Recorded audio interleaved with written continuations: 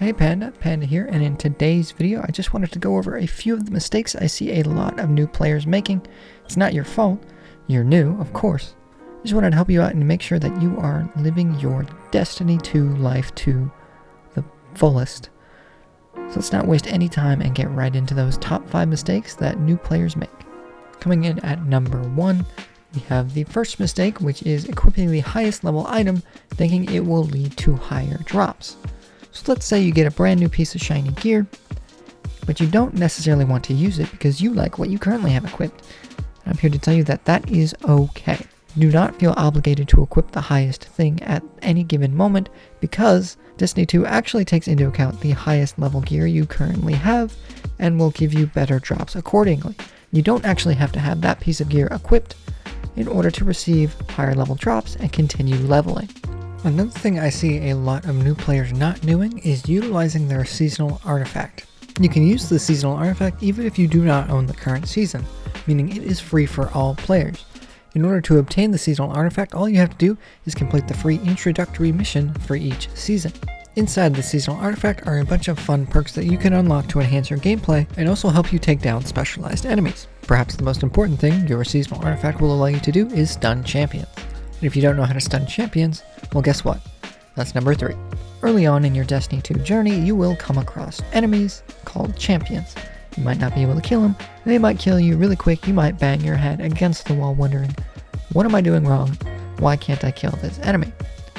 There are a few things you can do to stun these champions, deal good damage, and eventually kill them. So here's a little crash course on how to deal with each type of champion. Unstoppable champions may seem unkillable with their insanely high health pools and aggressive tactics, but they are dispatched of easily when you stun them. During this time, you can deal a whole lot more damage to them. You can stun a champion by using the appropriate artifact perk. Inside the artifact, certain weapons are granted unstoppable capabilities each season. You can also find ways to stun champions using abilities from your subclass, and some exotic weapons have an intrinsic ability to stun champions. That's a little bit too advanced for this video, so we'll just move on for now. You can see here I approach the unstoppable champion, and with my unstoppable hand cannon I will ADS for about 1.5 seconds and I will gain the buff unstoppable shot. I can shoot this unstoppable shot at the unstoppable champion and it will stop them. During this time I can shoot them and do regular damage. Eventually the champion will recover from the stun and the stun will need to be reapplied. You can rinse and repeat this tactic until the champion passes away. Barrier champions are the next kind of champion that we will cover. As you damage a barrier champion, it will place a, barrier. This barrier will reflect all incoming damage, including supers, abilities, anything you can throw at it, unless you use an anti-barrier capable weapon. Refer to your season's artifact to find the weapon that will work in your current season. With this anti-barrier weapon, you will shoot the barrier that the champion will throw up periodically, and you will be able to pierce through it. Once you destroy this barrier, it will stun them. You can deal regular damage to the champion at this time and hopefully kill them. If you are unable to deal the full amount of damage at this time, you will then need to re-pull out your barrier weapon and pop the next barrier until the champion is dead. Overload champions are the last kind of champion that we will cover, and they are sort of a mix between unstoppable and barrier champions. Overload champions will rush you very aggressively, so if you are unprepared to face them, you're going to have a bad time. Thankfully, you're watching this video, and I'm going to teach you how to deal with them. As you damage an overload champion, when it is not stunned, it will continually regenerate its health just like a barrier champion would. So it's kind of a mix between unstoppable and barrier, and I hate them. In order to effectively take down an overload champion, you need to use an overload capable weapon. Again, refer to your season's artifact perks. In order to proc overload rounds to effectively stun this champion, I need to continually shoot a stream of bullets at it until I load an overload shot. This will stun the champion. During this time it will not regenerate health and I can deal damage to it.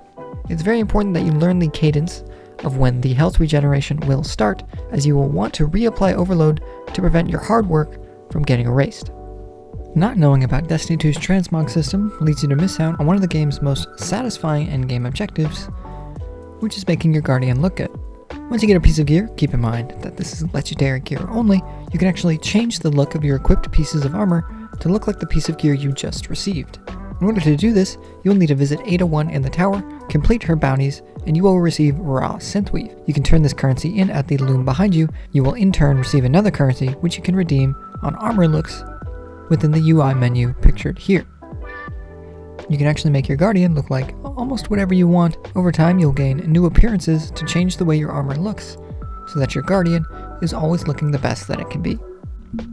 And perhaps the most egregious thing I see new players doing is running 2 primary ammo weapons.